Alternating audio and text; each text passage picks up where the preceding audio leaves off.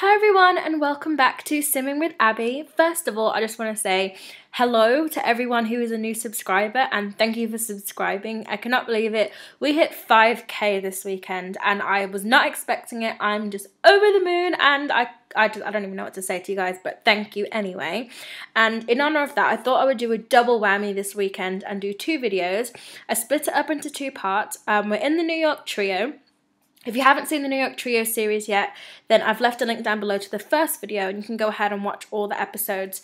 Basically, we're building a house which is big enough for 3 people to live in, New York style inspired houses from pictures that I found on the internet. And all that's explained in the first video. So if you're new to my channel and you're just coming across this video, go back to the first one and go ahead and watch it and catch up.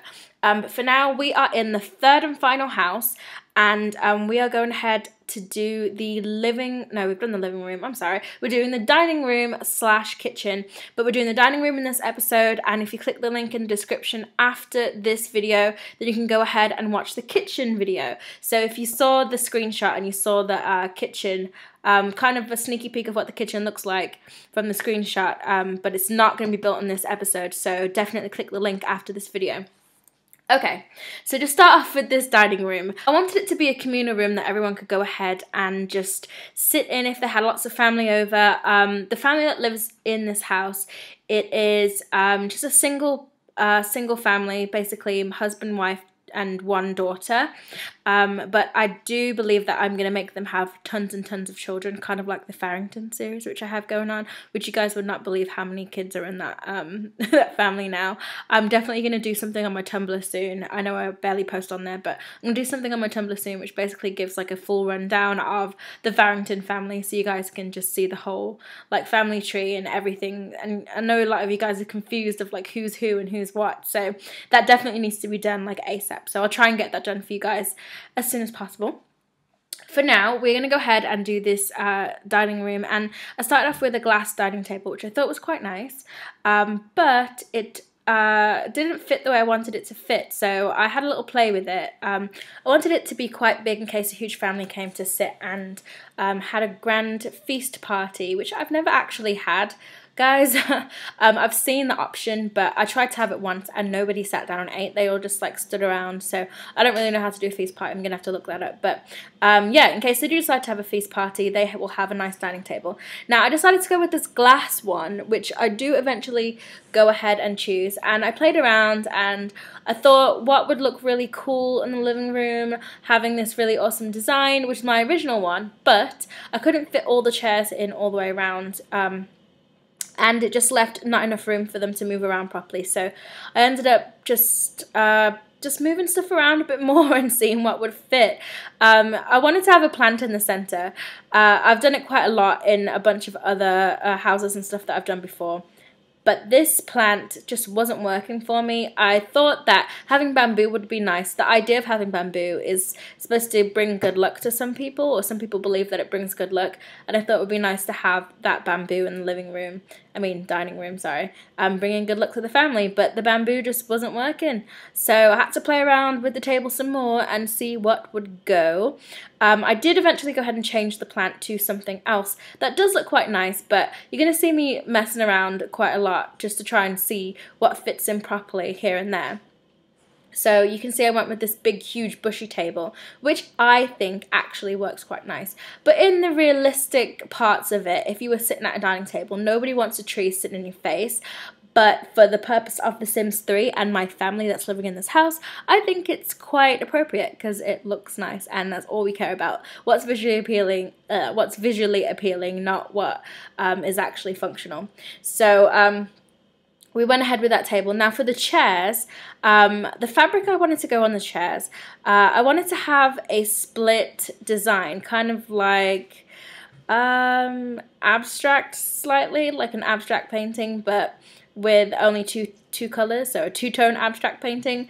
I wanted that to be reflected in the chairs, so I went ahead and did that. I found this pattern that actually looks quite nice, and I changed it to a nice grey colour. So as you can see, we've got like a lilac colour on the walls, which I think looks lilac. Did I say lilac? It's purple. It's definitely not lilac, but it's a nice purple color that looks very homey and warm and inviting in the house, and that's what they want. It's a it's a family house, a family feel. So that lilac, oh my god, I keep saying lilac, that purple looks great in the house, and I thought it would be perfect to mix it with a grey and a cream tone. So we've got grey, purple and cream mixed around with hints of green, as you can see by the shrubbery that we've got going on in the table, and then you'll see me add some more hints of green a little bit later on when we do the kitchen. But for now, this is what the living room looks like. I actually thought it would be nice to have an all-white fireplace. I think that having that bright white fireplace really brings out the colour in the room, or it really brightens up the room, should I say, not really bring out the colour, but it makes the purple stand out a lot more. And you'll see that I'm going to add in some photographs and stuff like that, kind of like an accent wall. And all of those photos are also white as well, so it turns out quite nice. So here I am still playing with the table. Jeez, I didn't realise I played with the table that long. Okay, finally, we're moving on over to the photographs.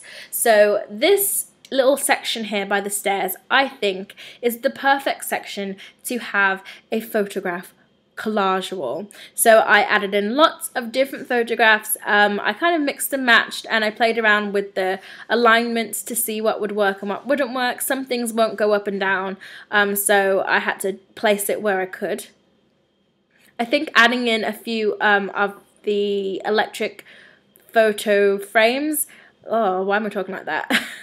I think adding in a few of the electric photo frames would actually be really nice, because I could put in some of the family photos, which I love to do in my houses. If you guys haven't done that before, it's a really good touch to the family feel. And if you don't know how to use the cheat to kind of adjust the photography skill, or if you really can't be bothered to do all that, the fastest and easiest way to get photographs is send them to City Hall and get them to, I think it's City Hall, they can go and take photo booth photos. And then once I've got those photo booth photos, you can go ahead and just throw them into the frames, which looks really nice.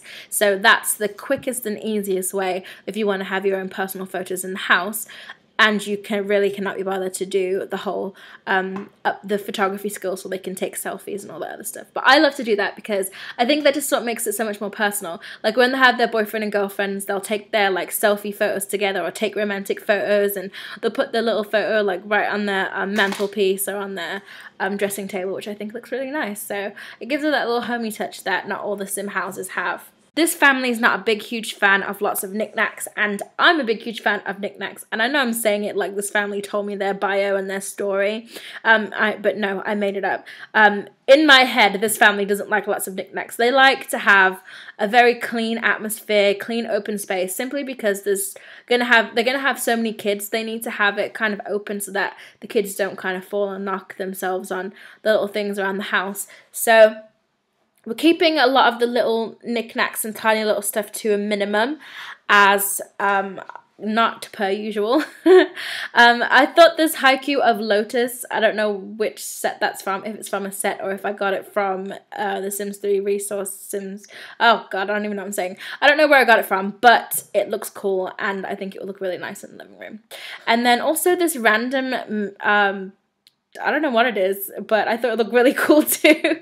I thought it was just a nice little accent piece in the room, so we're going ahead and put that by the stairs. So aside from all of that, all I'm going to do now is add in some plants and add in a little rug by the door, and then we're going to have a little quick tour through the dining area. And then after that, I want you guys to go ahead and click on the link and go straight to the kitchen. Oh yeah, I added in ceiling lights, duh. Gotta add in some ceiling lights because the place is looking really dark and drab. Oh yeah, I forgot to tell you guys, I put that big huge picture above the fireplace. I thought that would be nice to have a family photo there as well. I always have this picture, like when I have my own house, like a big house, I'm gonna have like a big huge family portrait above the fireplace. Is that really cheesy? I don't know, I think it would be nice for me to have in my house, so I always like to have it in big family homes when I make The Sims. What do you guys think? It's very simplistic. I didn't do a lot, and I know normally I do tons and tons in the living room and put lots of little personal touches, but I think that the fact that there's not much going on, but sometimes less is more, it kind of works out for this house. So let me know what you think. Leave a comment down below in the comment box. And I will see you guys in the next video, which is already up, so go ahead and click that link down below, guys. I look forward to seeing you guys in that video. Thank you so much for watching, and I'll see you guys soon. Bye, everyone!